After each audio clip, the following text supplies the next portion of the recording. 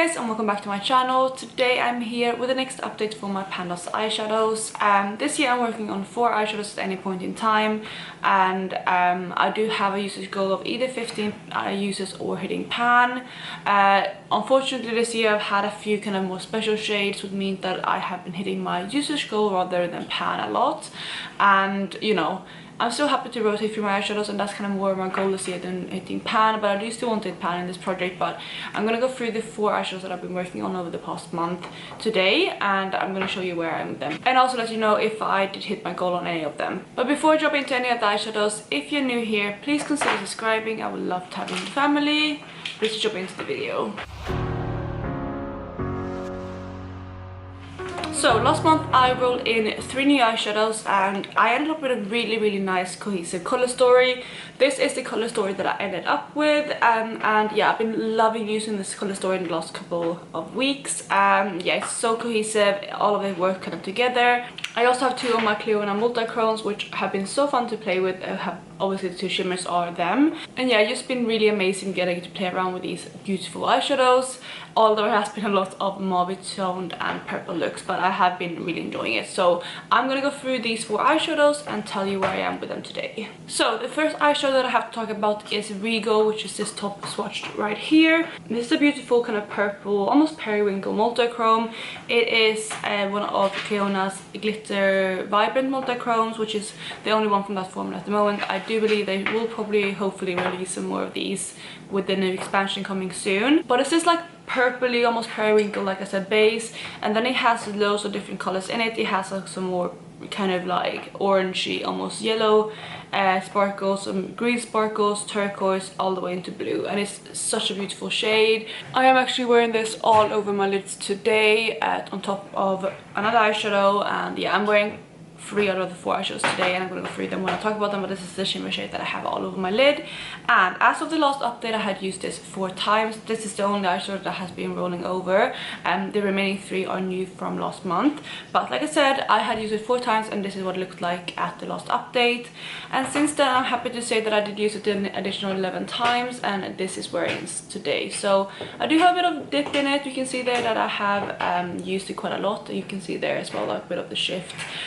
It's really hard to pick up the shift on camera, but you can at least see the base and like the main shift for you guys, which is that more almost warm tone shift. And I did actually do my nails with this color once as well. You can see here I put it over purple, and it has been lasting pretty well, to be fair. And that was one of the uses, but the rest of them has been on my eyes. And yeah, I love using this shadow, but I'm also excited to roll this out, so I'm able to roll in something else in. The next eyeshadow is this beautiful light transition mauve tone right here. That one comes from my Lilac You A Lot palette from Colourpop, and it is the shade Imagine That. Also quickly, if you can hear some noise in the background, I'm really sorry, it's my puppy.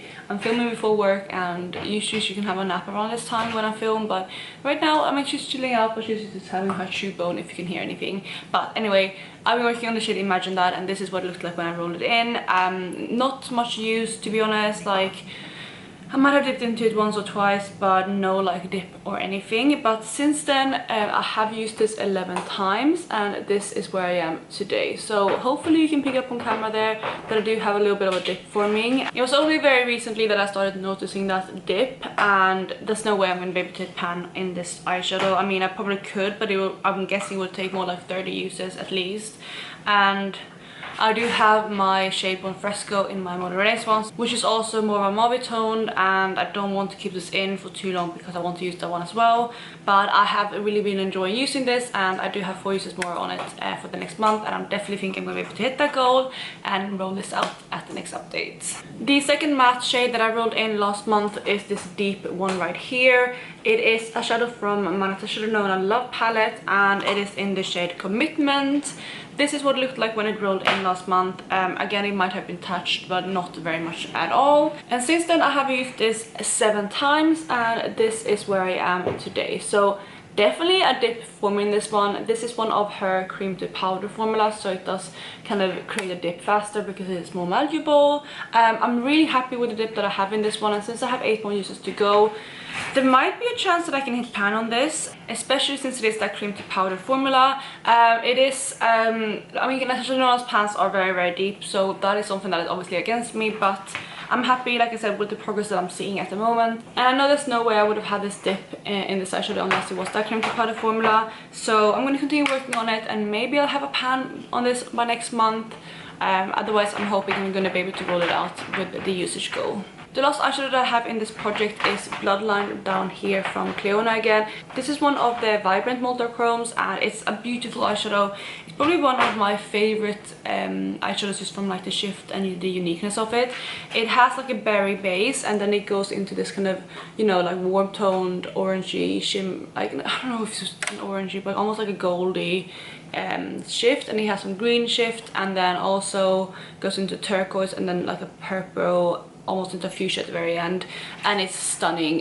You can't see the full shift on camera, but it's so pretty, and I really love this eyeshadow. In the past month I have been able to use this one 6 times, and this is where I am with this eyeshadow today. You can see a little bit of a dip in it, but no, like, I mean, I'm not gonna be able to pan on it, and I don't really want to pan on this yet, because with my Cleon eyeshadows I do want to wear them kind of more gently, because they are very pigmented. They can be quite flaky as well, so I don't want to dig into them, and that is also, for example, why I put that usage goal of 15 into this project. Like I said, I have 6 uses on it at the moment. I have been struggling to use this with some of the tones that I've been wearing recently. I mean, it does go quite well with the tones I have here, but it's just a little bit more of a kind of pinky warm base, as you can see, compared to the other Mauve tones that I have. And because of that, it has been a bit more of a struggle to reach for, and also I have been focusing more on getting Regal out rather than a Bloodline in the past month. But now when that's out, I should be able to reach for this a bit more. I have 9 more uses on this before I can roll it out, and I definitely think I can be able to do that in the next month. So hopefully again this can roll out by next month. So these are the 3 eyeshadows that are staying in the project. Again, they are really cohesive. I think them, you know, the bottom 3 are definitely the ones that are kind of look more pretty and almost like more springy summery compared to these ones. This one is definitely the one that was more wintry out of the 4 that I had. But these are the 3 that are rolling over, and I'm very excited to go ahead and roll in another eyeshadow. So I have already put into my randomizer the numbers 1 to 872, which is the amount of eyeshadows that I have in my collection at the moment. I'm gonna go ahead and re-roll, and the only things that I have like as rules is obviously I don't want to double dip. So if I'm working on something in a different project, I'm not going to roll it in. I'm not going to roll in something with pan, and I'm also not going to roll in something that is too similar to something in my pan palette, because I don't want to take away from usage in there. So I'm going to go ahead and randomize my number, and we're going to get number 427. Okay, so 427 is actually double dipping, because that comes from my Beauty Bay Wilderness palette. And if you haven't seen my last product level up update, I did roll that in as my next level, so I'm currently working on that palette already. So I'm going to go ahead and re-roll, and we're going to get number 25, which will be an Anastasia palette. Let's see what that is. And number 25, okay, that works. Actually, maybe not. So number 25 comes from my Soft Glam palette, and it is the shade Sienna, which is this kind of warm toned shade right here. I'm sorry, I'm holding it awkwardly, but I pulled out my palette to compare, and that is actually really similar to the shade Red Ochre in my Modern Renaissance palette. That is Sienna, and that is Red Ochre. So I'm not going to pull this one in, because although not exactly the same, they are very similar, so I feel like that would hinder my progress on my Modern Renaissance. So I'm going to go ahead and re-roll again. So the next number I'm going to pick is going to be number 603. And 603 is a shadow I already have pan on. This is one of my deposited singles from Isadora, and it's the cream shadow, and I have pan on that, so I'm going to go ahead and re-roll again. I'm getting a lot of things I already have pan on, or I mean, you know, I need to re-roll a lot basically. 694, and 694 seems to be another Cleon eyeshadow, so I'm going to see what that is. Okay, so 694 is actually it is another Cleon eyeshadows, and you know what, it would be fun to work on this eyeshadow because it's a perfect summer shade as well. It's the shade CO, which is OCO, which is like a light minty blue turquoise kind of shade. I think, yeah, I think that's the one. Yeah, it's the one that's more kind of turquoisey. It would be fun to pull this in. It's perfect for summer. However, I feel like I have so many Cleon eyeshadows in this project already. I just want to take a break, at least for 1 month, rolling one of those in.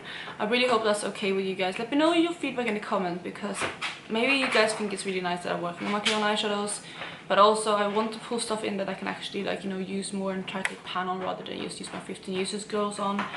So I'm gonna go ahead and re-roll. If I can roll another clear eyeshadows, I'm gonna stick with CL, but yeah, I just want something different because I keep randomizing these clear eyeshadows and it's just, you know, I feel like it's just a bit repetitive and I want to give the rest of my collection some love as well. So I'm gonna go ahead and re-roll. Hope that's okay with you guys. Let me know again if you feel like I should have stuck with it, as I know for next time, but that is 413. Okay, so we finally got something that I'm gonna stick with, and that it comes from my Beauty Bay Book of Magic palette, and it is the shade Elixir. I don't know what shadow that is. Obviously it's more of a purpley blue kind of shadow because it is from the palette. But I'm gonna get that palette out and I'm gonna show you what shade I got. Okay, so we got my Beauty Bay Book of Magic palette. I'm gonna go ahead and look what it is. So the shadow okay, I mean not the best, but I'm gonna stick with it. The shade Elixir is this blue right here. It's actually quite similar to the shade that I rolled it out, I think last time, which was my Terra Moon's, what was it called? I can't remember what it's called now. It was that blue single I was working on. This is a bit more blue, less turquoise, but that is the shade I'm going to roll in. It works for summer pretty well. It actually would work pretty well with CL, so maybe I can use a goal of I always want to reach for that a couple times in the next month just because I did re-roll for that shadow. But yeah, Elixir is the next shadow I'm going to roll in. So there you have Elixir swatched out. It's very, very similar to that shadow that I was working on from Terra Moons before. That was Color Source, guys, by the way. I realized what that was called. And this is compared to my old Color Story. I did swatch out CL as well down here, the blue I was talking about. It has a very similar base actually, and then it has like this golden shift to it. So I'm going to try to reach for that eyeshadow as well. I mean, I can do a look with those two, like a monochromatic look. So I mean, I'm going to try to reach for that eyeshadow a couple times in the next month. But again, that is my Color Story difference. Again, ignore CL at the bottom, but just so you can see a difference. And yeah, again, let me know what how you feel about my decision then, because I could have stuck with that eyeshadow. In hindsight, it probably would have been easier. But I just wanted to pull something different than my clear eyeshadows because I've been working on them so much. But I'm gonna try to reach for CL2 just to compensate, but again, let me know. But that's basically it for this video. Before I wrap up, I'm gonna show you some looks that I did. I just remembered I just forgot to tell you what else I have on my eyes today. So I have this shade, what's it called?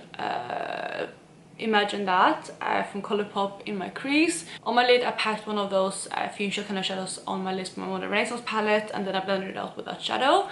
On my outer corner I'm obviously wearing the shade Commitment, and then like I said, on top of that fuchsia burgundy shade from my Modern Renaissance palette I did pack Regal, and that is basically my eye look today. And then obviously I put some stuff on my inner corner, but yeah, that is what I did today. So after that, I'm going to put up some pictures here of some looks that I did.